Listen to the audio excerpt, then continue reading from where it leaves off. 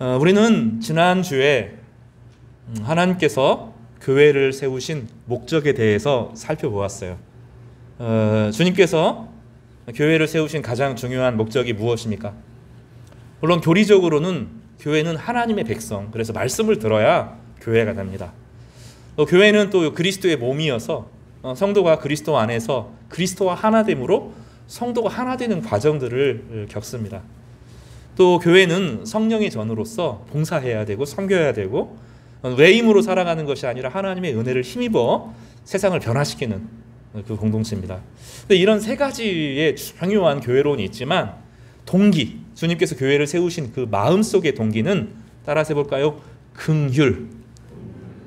그래서 교회는 세상과 비교하면서 열등감에 빠지는 것이 아니라 세상이 없는 것, 영적인 생명이 없음을 불쌍히 여겨야 됩니다. 세상을 살면서 하나님의 백성은 여러분 세상을 좀 불쌍히 여기시기 바랍니다. 다 가지고 있어도 영적인 생명이 없어서 사실은 서서히 고갈되는 사람들이잖아요. 우리가 불쌍히 여겨야 됩니다. 그리고 주님께서는 그 불쌍히 여기는 마음을 따라서 교회를 세우시고 제자들을 불러 모으셔서 그 공동체 가운데 하나님의 은혜를 세상에 흘려보내도록 하셨던 것입니다. 하나님은 지난주에 복습을 조금 더 하면 하나님은 이 세상에 두 가지 큰 선물을 주시는데 따라서 볼까요? 일반 은총.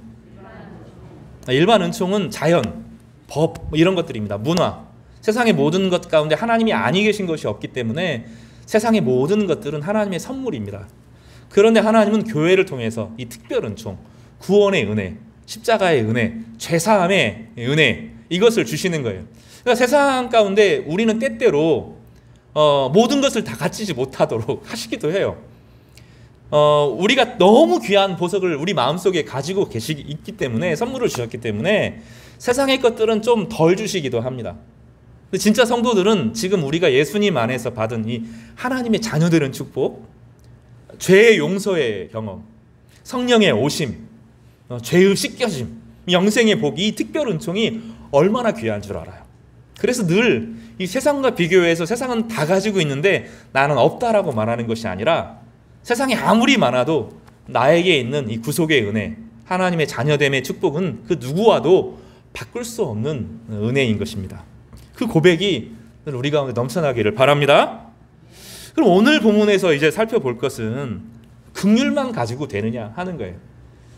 주님께서는 긍휼의 마음을 가지고 교회를 세우시고 제자들을 세우셨는데 구체적으로 이 하나님 백성으로서 쓰임받는 우리 인생에 있어서 어떤 모습을 가져야 쓰임받느냐 하는 것입니다. 어려운 것은 목사님만 쓰임받으면 되고 장로님만 쓰임받으면 되고 성도들을 그 선교사님만 쓰임받으면 특별한 사람만 쓰임받는 것이지 우리 머릿속에 이렇게 생각하기 때문입니다. 근데 그렇지 않습니다.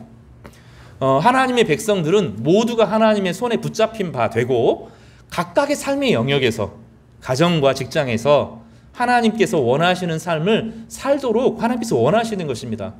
우리 인생이 빙빙 헛바퀴를 계속 도는 이유들은 딱 아구가 안 맞아서 그런 거예요. 그럼 자전거 타보셨죠? 자전거를 열심히 타는데 어느 순간 헛바퀴를 탁 돌 때가 있죠. 그럼 어떤 일이 벌어진 거예요? 체인이 나사에서 이게 딱 빠진 거죠. 이게 빠져나간 겁니다. 그러면 아무리 힘을 굴려도 제자리죠. 근데 자전거는 제자리에 있을 수가 없잖아요. 계속 가야 되는 건데 만약 멈추면 어떻게 됩니까? 넘어지죠. 하나님의 백성이라고 하는 것은 하나님께 쓰임 받아야 되거든요. 우리가 그걸 자꾸 잊어버립니다. 목사님만 쓰임 받고 장로님만 쓰임 받고 선교사님은 쓰임 받고 어떤 소명 받은 사람만 쓰임 받지 나는 아닌 것 같잖아요. 그렇지 않아요. 그렇게 생각하면 우리 인생의 어느 순간에 계속 헛바퀴를 돌고 인생에서 무너지는 순간들을 경험합니다. 그게 계속 오래돼요. 오늘은 이제 그 얘기를 본문에서 다뤄지는데 모세라는 사람이 참 긍휼이 많은 사람이었거든요. 특별히 약자에 대한 배려가 참 많은 사람이었는데 하나님 이 사람을 쓸 수가 없는 거예요.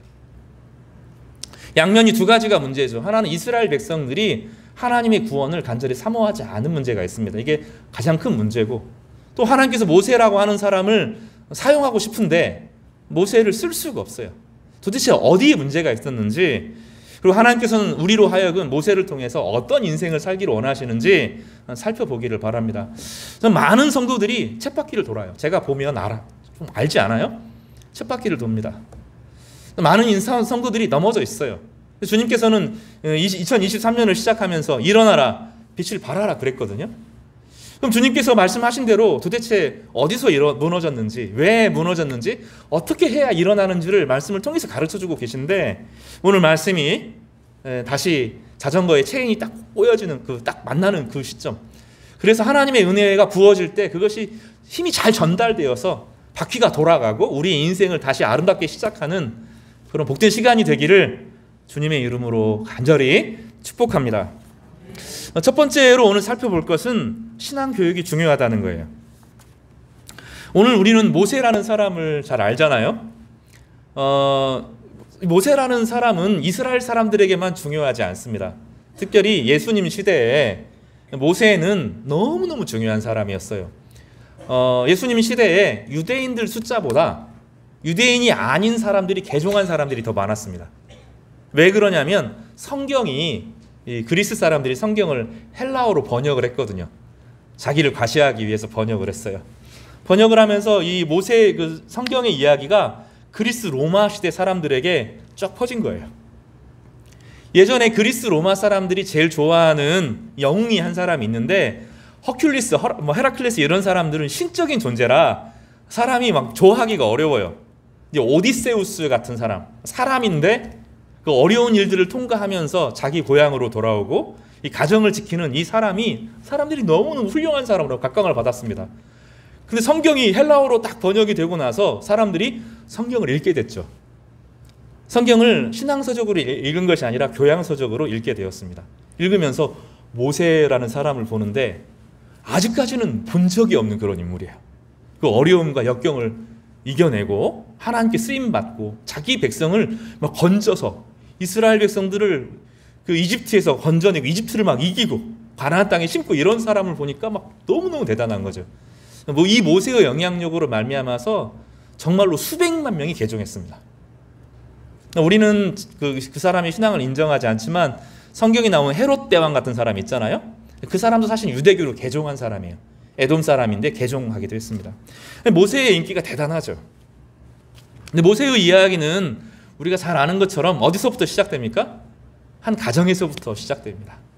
이집트라고 하는 그 강력한 제국 앞에서 이 이스라엘 백성들이 숫자가 너무 많아지는 것을 두려워했던 이집트 사람들이 이스라엘 사람들을 죽여야겠다 작심을 하고 강한 노동력으로 착취하는데 안 죽죠. 그러니까 어떻게 합니까? 이 남자 아이들을 물에 빠뜨려 죽이도록 명령을 하는 것이죠. 그럴 때 이 모세의 부모는 이 아이를 믿음으로 양육하기로 결정합니다. 자기 자식 안 예쁜 사람이 어디 있겠어요? 누구나 자기 자식은 예쁘지 않아요? 너무너무 예쁘고 사랑스럽죠. 그런데 그 당시에 이 아이 때문에 가족 전체가 몰살당할 것을 두려워했던 많은 이집트에 살고 있었던 히브리 노예들은 이 아이를 포기하였습니다. 그런데 이 부모는 그렇게 할 수가 없었어요. 이 아이를 보면서 기대를 했던 겁니다. 보기가 너무 예뻤다고 성경에 기록되어 있는데 이거는 보통의 감정이 아니라 하나님께서 어떤 일을 하실지도 모르겠다. 이런 기대를 가지고 자기 아이를 본 거예요. 여러분, 부모로서 자녀에게 가져야 될 많은 마음이 있죠. 그런데 여러분 그런 마음 가지시면 안 돼요. 이 험한 세상에 얘가 자기 직장이라도 좀 갖고 살까? 이 험한 세상에 목숨이라도 부지하고 살까? 이런 마음 갖지 마시기 바랍니다. 자녀를 위해서 그렇게 기도하지 마세요. 이 아이를 통해서 하나님께서 하나님의 일을 이루실지도 모르겠구나. 이런 기대의 마음을 가지시기를 바랍니다. 이 모세의 부모는 그런 마음으로 자기 자녀를 대했어요. 그리고 알아본 겁니다. 누구나 다 긍휼의 마음이 있을 건데 이집트의 파라오의 딸이 잘 가는 곳에 이 아이를 두어야 되겠다. 그런 생각을 하면서 갈대상자의 믿음을 가지고 이 아이를 떠나려 보낸 거죠. 그리고 하나님께서 은혜 주셔서 이 이집트의 파라오의 딸의 이 아이를 데려오게 되고 하나님도 은혜 주셔서 친엄마가 그 아이를 양육하게 된 것입니다. 이 은혜가 아니면 설명할 수 없는 일이죠. 이 부모는 자기에게, 특히 엄마 입장에서 생각을 해보십시오. 자기 아들이 죽어야 되는데 자기 아들이 왕족에게 입양이 되어지고 자기가 그 아이를 가르칠 수 있는 거예요. 이 엄마는 이 아이에게 어릴 때부터 믿음의 교육을 시킨 것입니다. 이 당시는 성경이 기록된 성경이 없어요. 성경은 나중에 모세가 다 기록한 것이기 때문에 이 당시는 아브라함의 이야기, 이삭의 이야기, 야곱의 이야기가 기록된 게 하나도 없습니다. 창조의 이야기 기록된 게 없어요. 구전입니다. 구전. 말로 외운 성경이죠. 아버지가 그 아들에게, 그 아들이 그 아들에게, 그 아들이 그 아들에게 하나님 말씀을 읽어주는 겁니다. 근데 지금 우리는 자꾸 눈으로 성경을 읽는데 성경은 눈으로 읽는 게 아니라 입으로 읽어야 해요. 입으로. 창세기 태초에 하나님이 천지를 창조하셨다 하고 어릴 적에 아이에게 성경을 읽어준 거예요. 또 읽어주고 또 읽어주고 또 읽어주고, 우리가 어디서 왔는지, 우리가 누구인지, 지금 우리가 이집트의 백성이, 이집트의 노예로 생활하지만 우리가 하나님의 거룩한 백성임을 모세에게 잘 가르쳐 준 것입니다. 그럼 신앙교육은 어릴 때부터 시작됩니다. 제가 부모님께 감사한 게 여러 가지가 있는데 크게 하나 따지면 하나 두 가지로 정리가 돼요. 하나는 기도하는 거. 제가 부모님에게 배운 게 분명합니다. 또 하나는 찬송이에요. 찬송. 제가 요즘에 저녁에 이제 잠을 잘 때 성경을 읽기도 하지만 저녁에 이렇게 누워서 그 찬송을 한 장 한 장씩 불러보거든요. 머릿속으로 생각하죠. 이제 다른 그 소리 내서 찬양을 하지는 않고, 소리 내서 찬양하면 자니까요. 깨니까 복의 근원 강림하사 뭐 이런 찬양도 부르고, 주 안에 있는 나에게 딴 것임 없으랴 있으랴 하고 부르기도 하고, 그리고 찬송을 읽어보면 대부분 다 알아요.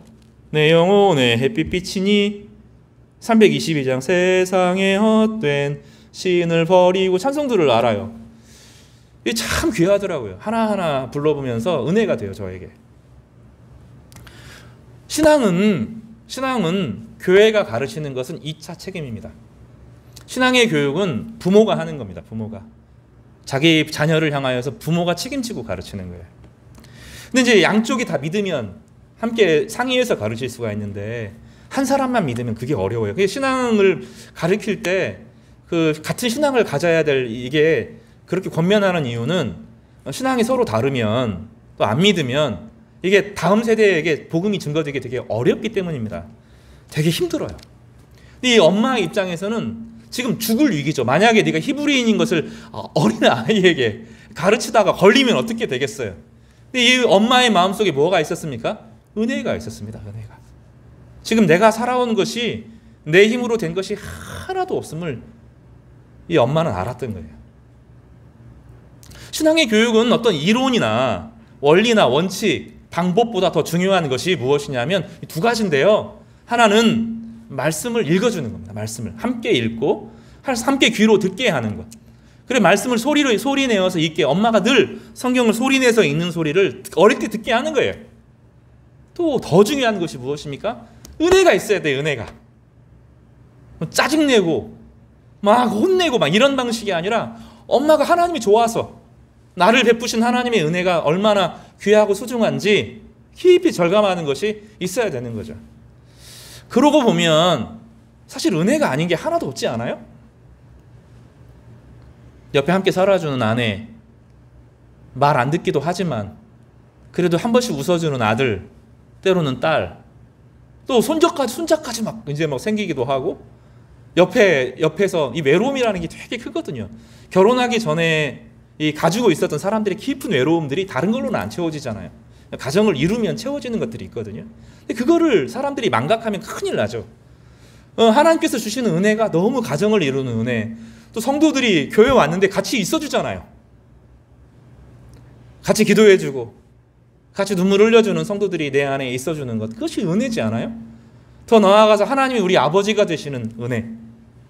예수 그리스도 안에서 우리 죄가 그렇게 심각한 죄를 지었는데 주님 앞에 나아가니까 하나님께서 괜찮다고 안아주시고 용서해 주실 뿐만 아니라 죄를 깨끗이 씻어주셔서 다시는 기억하시지 않겠다고 하는 은혜. 기도하는 가운데 성령이에서 이거 한번 해보자, 도전해봐, 용기를 내도록 힘을 막 북돋아 주시잖아요. 성령의 은혜죠. 이 엄마는 이 은혜가 있었어요.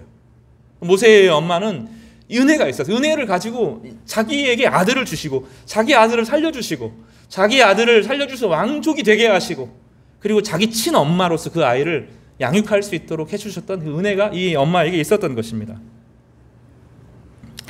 사랑하는 성도 여러분, 은혜와 말씀으로 양육하시길 바랍니다.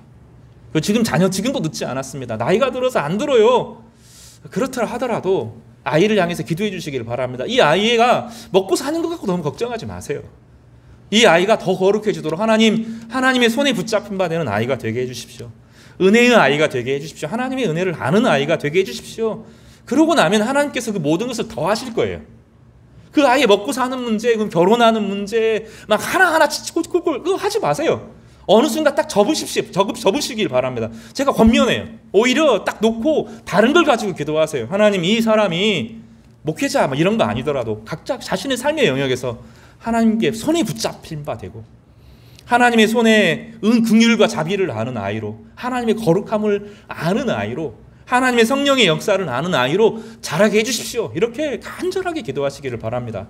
하나님께서 그 아이들의 이런 기도를 반드시 들으실 거라고 믿습니다.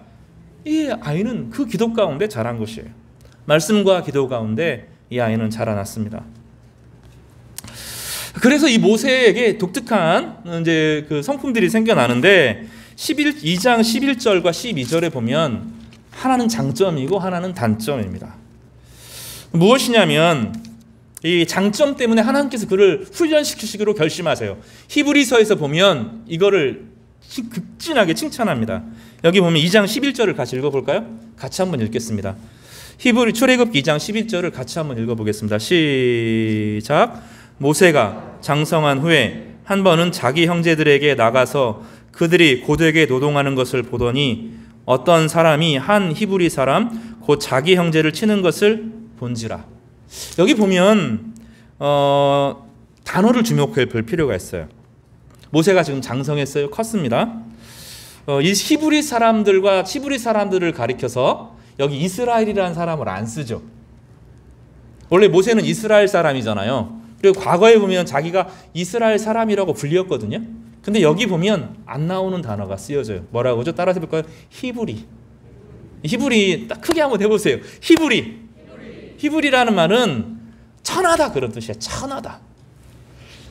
이 모세는 그러니까 자기 민족적인 개념이 아니고 자기 이스라엘 사람만이 아니라 천하디 천한 사람들과 자기를 어떻게 여겨요? 오늘 본문에 보면 따라서 해볼까? 자기 형제들, 고통받는 사람들을 어떻게 여겨요?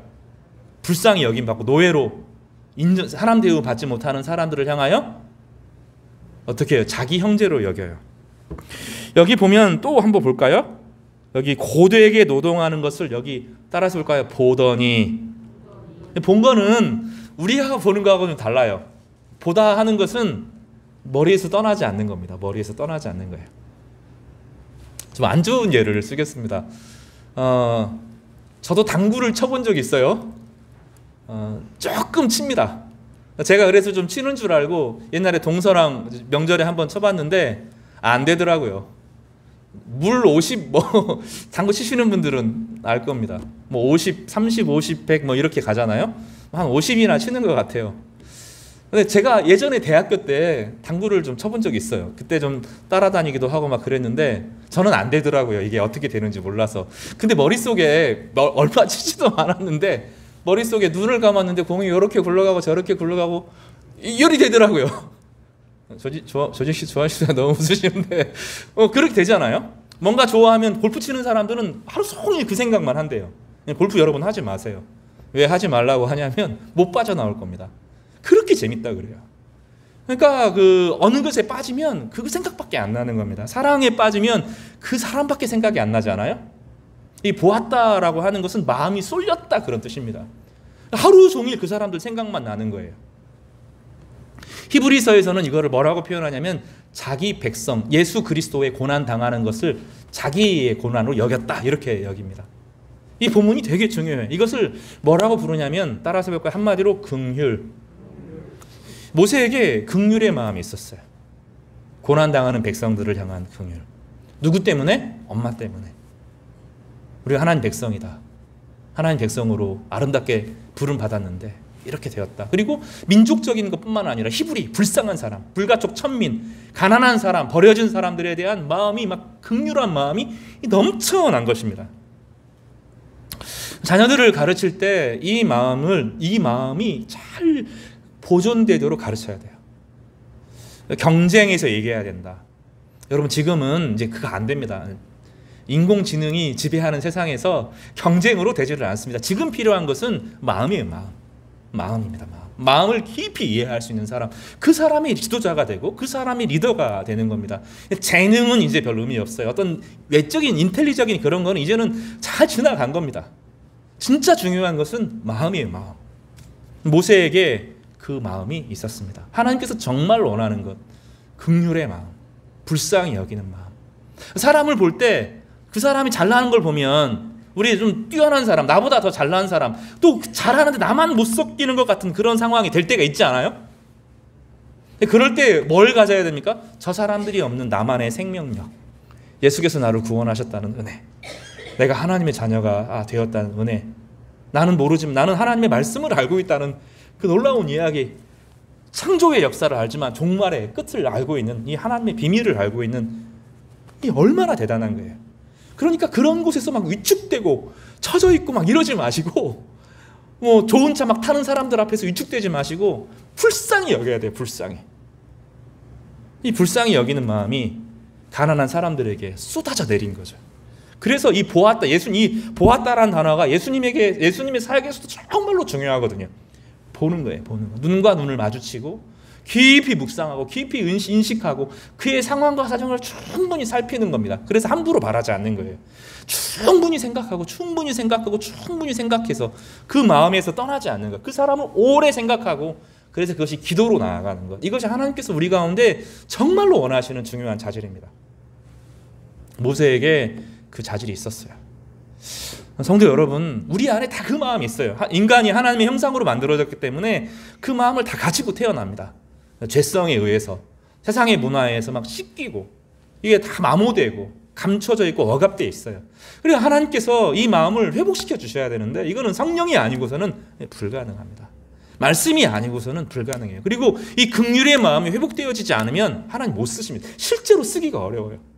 하나님이 어떤 사람이 하나님의 마음을 소유하지 않은 사람에게 일을 맡길 수가 없어요.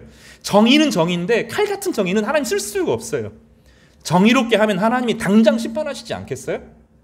세상을 심판하시려고 하면 지금 당장도 하실 수 있잖아요. 하나님께서 우리를 쓰지 못하는 이유는 우리 마음속에 이 원래 만들어진 하나님의 형상, 긍휼과 자비의 마음이 경쟁과 두려움 속에서 두려운 마음으로 바뀌었기 때문입니다. 분노로 바뀌었기 때문이에요. 이걸 위해서 오래 기도해야 됩니다. 하나님, 우리 교회가, 우리 가정이, 내가 정말로 사람을 불쌍히 여기는, 상대방의 마음을 깊이 이해하는 사람이 되게 해주십시오. 간절한 기도가 회복되기를 주님의 이름으로 축복합니다. 그리고 이거는 하나님이 직방 들어주시는 기도예요. 그렇게 기도하는 사람마다 하나님께서 그 기도에 응답하시고 그 기도에 반드시 회복시켜 주셔서 우리 마음에 주님의 성품을 회복시켜 주실 것입니다. 이 축복을 경험하시는 우리 성도님 되시기를 간절히 바랍니다. 근데 문제는 무엇입니까? 12절입니다. 12절.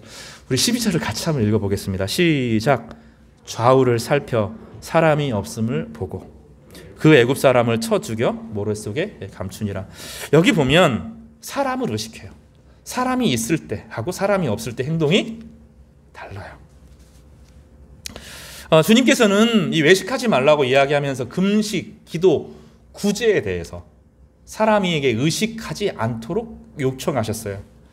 사람을 의식해서 하는 행동들, 사람이 두려워서 하는 행동들, 사람이 없을 때 하는 행동들, 그것이 선한 일이면 상을 받지 못한다고 그랬고, 은밀하게 사람이 없어서 행하는 모든 것들에 대해서는 밝히 드러내겠다고 하셨어요. 그러니까 숨겨진 죄악들은 숨길 수 없고 언젠가는 드러나게 된다고 이야기합니다.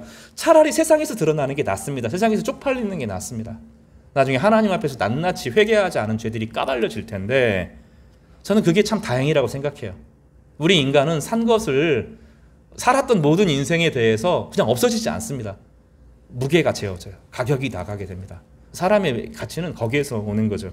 숨겨져서 지은 모든 죄악들은 나중에 온 세상에 낱낱이 까발려지게 된다고 본문은 말합니다. 그래서 사람 때문에 선한 일을 행하지 않도록 조심해야 돼요. 모세의 문제는 거기에 있습니다. 이거를 해결하는데 40년이 걸리는 거예요. 이거를 해결하는데. 자신에게 정직하고 하나님에게 정직하고 사람들 의식해서 그것이 인생을 흔들리지 않도록 하는 시간이 40년이 걸렸던 거예요. 이 본문을 묵상하면서 제 생각이 좀 나더라고요. 제가 대구에서 청소년 사역을 했다고 제가 여러 번 말씀드렸죠.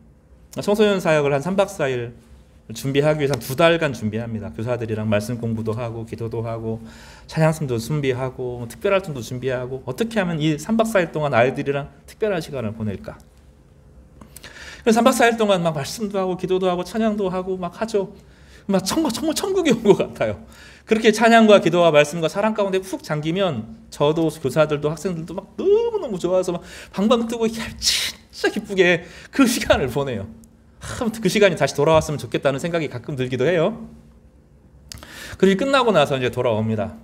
돌아오면 이제 큰 대형 버스 4대 혹은 5대로 이제 갔다가 돌아오게 되는데, 이제 오게 되면 담임 목사님이 나와요. 1층에 나와서 이제 애들의 표정을 살핍니다. 근데 아무리 좋아도 애들이 막 그 안에서 차 안에서 저녁에 밤새고 자고 막 그래가지고 차 안에서 막 자고 이게 나오면 이렇게 애들이 이러고 나오면 그 목사님 평가가 별로 좋지 않아요. 애들이 막 밝게 있으면 목사님 평가가 되게 좋습니다. 한 3,000명 되는 교회였으니까 거기에 청소년 사역자로 사역을 하고, 그런데 그 말이 그렇게 좋은 거예요. 수고했다. 애들 표정 보니까 막 너무 좋아 보인다. 은혜 받은 거 같더라. 이런 얘기를 들으면 제 마음이 날아갈 것 같은 거예요. 제가 압니다. 그런 칭찬, 그 칭찬을 제가 기대하고 했던 모든 것들, 물론 그걸 기대한 것은 아니지만, 그 돌아오면서 목사님 만나서 대면하고 칭찬받고 사람들에게 인정받으려고 했던 거 하늘에 하나도 없어요. 하나도 없어요. 우리가 사람 보려고 의식해서 살아가는 모든 행동들을, 그 선한 행동들은 하나님 앞에 하나도 인정받지 못합니다. 하나님 그걸 훈련시키는 거예요, 모세에게. 나중에 모세가 40년을 다시 광야 생활에서 이스라엘 백성들을 이끌어내거든요. 그 안에서 이 사람은 이 말 하고 저 사람은 저 말하고, 또 자기도 막 우쭐대고 싶은 마음이 있고 그 마을이 있거든요. 교만해지기도 하고 높아지려고도 하고 그런 마음들이 막 차고 넘치게 되는 겁니다. 근데 하나님은 그때마다 모세가 높아지려고 하는 때마다 그를 책망하셨고, 모세가 디프레스 돼 있을 때마다 그를 일으켜 세워주시고 하나님과 대면해서 만나게 하셨어요. 3장 5절에 오늘 넘어가 보면 하나님께서 모세에게 나오라고 할 때 신을 벗고 나오라고 그래요. 3장 5절을 같이 한번 읽어보겠습니다. 3장 5절 말씀 같이 읽어볼까요? 시작.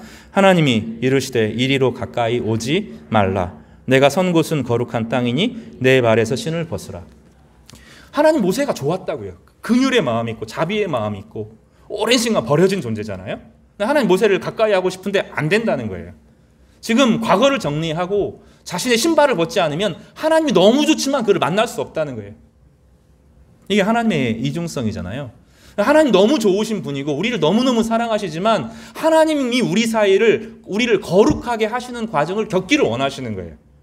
하나님 앞에 단독자로 서는 것. 신발이라고 하는 것은 자신이 살아왔던 모든 인생이거든요. 그거를 정리하는 거, 정리. 연민, 불쌍히 여김, 다른 사람이 자기를 대하는 태도, 다른 사람이 자기를 막 인정해주는 그런 모든 마음, 요거 정리돼야 된다는 거예요. 지금은 하나님 앞에서만 서기를 바라는 거예요. 하나님 앞에서만.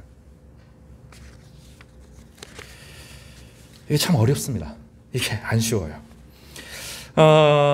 그 사람과 비교하는 모세의 그 선배가 있죠. 영적인 모세의 조상이 한 사람 있습니다. 지파는 다르지만 창세기 39장 2절에 보면 좀 다른 사람이 나와요. 우리 창세기 39장 2절을 한번 읽어볼까요?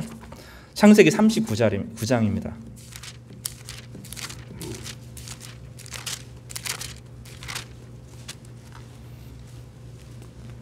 같이요. 찾으셨죠? 시작. 여호와께서 요셉과 함께 하심으로 그가 형통한 자가 되어 그의 주인 애굽 사람의 집에 있으니, 이 요셉이란 사람이 자기 형제들의 시기를 받아서 이집트에 팔려 들어갔는데 그 사람들은 인정하지 않았는데 하나님은 요셉을 알아줬다, 그 얘기죠. 9절을 읽어보겠습니다. 9절 시작.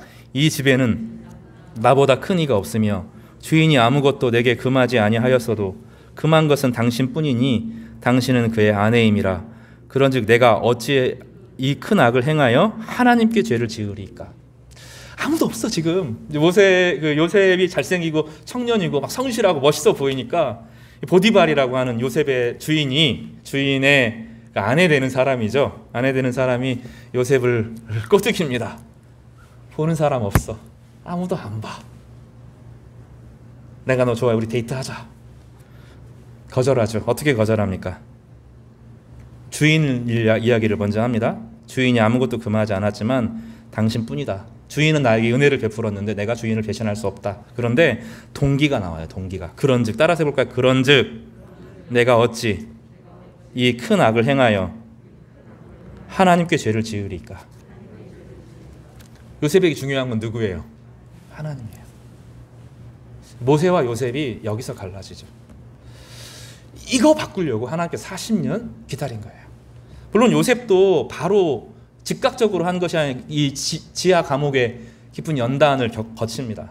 하나님 그 과정을 통해서 이집트가 얼마나 허상인지, 겉으로는 화려하지만 감옥 생활에서 별 사람들 다 만날 거 아니에요. 얼마나 문제가 많은지 철저하게 보게 하셨을 거예요. 중요한 것은 삶의 태도에 있어서는 요셉의 모습이 훨씬 아름답죠. 요셉은 어린 시절에 형들에게 버림당했어도 형들이 중요한 게 아니라, 형들이 자기를 버린 게 중요한 게 아니라 지금 내가 누구와 동행하고 있다는 게 중요한 거예요? 하나님과 동행하고 있다는 것이 중요했던 것입니다. 요 사람 쓰는 거예요. 코람데오라는 말이 있어요. 하나님 앞에서. 근데 이거는 안 되는 거예요. 내가 어느 날 마음의 결심을 얻고 내가 하나님만 의식하고 살아야지. 그런 결심하기도 어렵고요. 결심을 지키기도 어려워요. 이거는 안 됩니다. 사람에게 안 되는 거예요. 늘 사람을 의식하게 돼요. 쓰러져야. 그리고 사람이구나. 코에 호흡이 없으면 아무것도 아니구나. 그거 알아야 됩니다. 그리고 내 힘이 사람에게 있지 않고 여호와에게 있다는 것을 절감하게 되는 순간들을 경험해야 돼요. 이것은 기도가 아니고서는 안 됩니다. 말씀을 읽고 기도하는 시간들을 갖지 않고선, 홀로 고독한 시간을 보내지 않고서는, 이 홀로 고독한 시간이 그냥 오나요? 내가 진짜 경건하게 살아야지 마음 먹고 경건하게 되나요? 안 되잖아요. 인생의 어려움을 겪고 실패를 겪고 사람들에게 배신 당해보고 돈의 실패를 경험하고 사회적인 어려움들을 경험해보고 나서야 내가 하나님 의지해야 되는구나 알지 않아요? 우린 대부분 그렇게 대단한 사람이 못 돼요. 각오와 결심으로 막 훌륭한 사람이 되는 그런 사람들이 아닙니다. 우리는 이 약하고 약한 사람이고 사람들 없으면 못 살아요. 우리가. 또 하나님께서 성부, 성자, 성령으로 계시면서 옆에 사람이 있어야 된다는 것을 누구보다도 잘 아시는 분이세요. 그러나 그것이 우리에게 시달리게 만들고 우리 인생을 온전히 살지 못하게 만들고 비겁하게 만들고 정직하지 못하게 만들고 하나님의 은혜에 따라 살지 못하게 만들게 해요. 그래서 때로는 하나님께서 우리를 버려지게 합니다. 때로는 잊혀지게 해요. 근데 하나님께서 우리 연단하고 잊혀지는 기간으로, 그래서 하나님 앞에서 거룩해지는 기간으로 사용하는데 우리는 어떻게 생각해요? 하나님이 나를 사랑하지 않아. 나는 이 세상에서 쓸모가 없는 사람이야. 우리는 그렇게 생각하고 물러서게 되죠. 하나님은 우리에게 축복으로 고난의 시간을 주고 외로움의 시간을 주고 실패의 시간을 주어서 이제는 제대로 한번 사용해 보시려고 은혜를 베풀어 주시는 것인데 우리는 그거 못 믿죠. 그리고 도망가려고 해요. 그곳을 피하려고 하고 나를 사랑해주는 사람들에게로 자꾸 가게 됩니다. 아니면 나는 자연인이다 이런 거 보면서 나도 한번 자연에서 살아볼까? 이런 생각하는 겁니다. 아니면 TV를 깊이 보면서 중독 상태로 계속 있는 거죠. 그러면 안 된다는 거예요. 어떻게 해요? 하나님 말씀을 소리내서 읽어야 되는 거예요. 깊은 기도의 시간. 이 기도가 얼마나 어려운 것인지 아십니까? 기도 어려운 거예요. 홀로 기도하는 것. 홀로 기도하기 힘들기 때문에 통성으로 함께 기도하는 것. 기도의 소스가 돼. 기도는 내 마음으로 오래 기도하면 욕망을 기도하게 되거든요. 그 말씀 없이 기도하는 것은 우상 숭배자가 됩니다. 제가 분명히 선언합니다. 말씀 없이 기도하면 그는 자기 소원에 빠져서 그 안에 계속 머무르는 사람이 되는 거예요. 그래서 우상 숭배자가 되는 거예요. 그 기도는 하나님 앞에 상달될 수도 없고 하나님께 향기로운 제물이 될 수도 없어요. 그러니까 말씀이 기도의 양식이 되는 거죠. 하나님 말씀을 꾸준히 읽고 하나님 말씀을 듣고 성도들과 교제하면서 처음에는 같이 기도하는 것에서부터 그 나중에는 홀로 기도하는 법들을 배우면서 그 깊은 기도의 순간으로 하나님과 마주 서는 거죠. 40년의 모세의 시간은 그 시간이죠. 그리고 나서 하나님께서 이제 모세를 향하여 그가 겸손해질 때까지, 하나님의 음성을 제대로 들을 수 있을 때까지 기다리시고 비로소 그를 불러내시는 것입니다. 다시 말씀드리지만 고난 가운데 하나님께서는 우리를 연단시키기를 원하시고 우리를 쓰임받는 사람으로 부르시기를 원하십니다. 사람이 우리에게 힘이 되지 못할 때가 옵니다. 사람은 사람이에요. 하나님이 은혜가 아니면 우리가 설 수 없는 것이 바로 우리들입니다. 다시 출애굽기 3장 5절에 하나님이 이르시되 이리로 가까이 오지 말며, 언제 가까이 오게 되는 것이 실을 벗고 가까이 가죠. 우리의 사람들이 주는 평가와 사람들을 의식했던, 사람들이 주었던 실패들을 내려놓고 하나님 앞에 서게 될 때 하나님은 우리를 기꺼이 의미 있게 가치 있게 사용하여 주실 것입니다. 우리 사랑하는 성도 여러분, 고난의 시간을 보내는 줄 알고 있습니다. 여러 성도들이 얼마나 힘든지를 하소연합니다. 그 고난의 시간이 결코 저주의 시간이 아님을 이 말씀을 통해서 깨달으시기를 바랍니다. 그 모든 고난과 연단의 시간을 통하여 하나님 한 분 앞에 거룩하게 서시는 우리 성도님 되시기를 주님의 이름으로 축복합니다. 내가 전부라고 생각했던 신발을 벗을 때 하나님의 영광을 비로소 마주하게 될 것입니다. 하나님 우리를 사용하실 것이고 정말로 우리에게 필요한 동역자를 보내어 주실 것이고 하나님의 능력과 은혜를 부어주시고 또 하나님이 주신 선한 역할들을 여러분에게 친히 맡기실 것이라고 믿습니다. 이 은혜가 우리 모든 성도님들에게 충만하시기를 주님의 이름으로 축복합니다.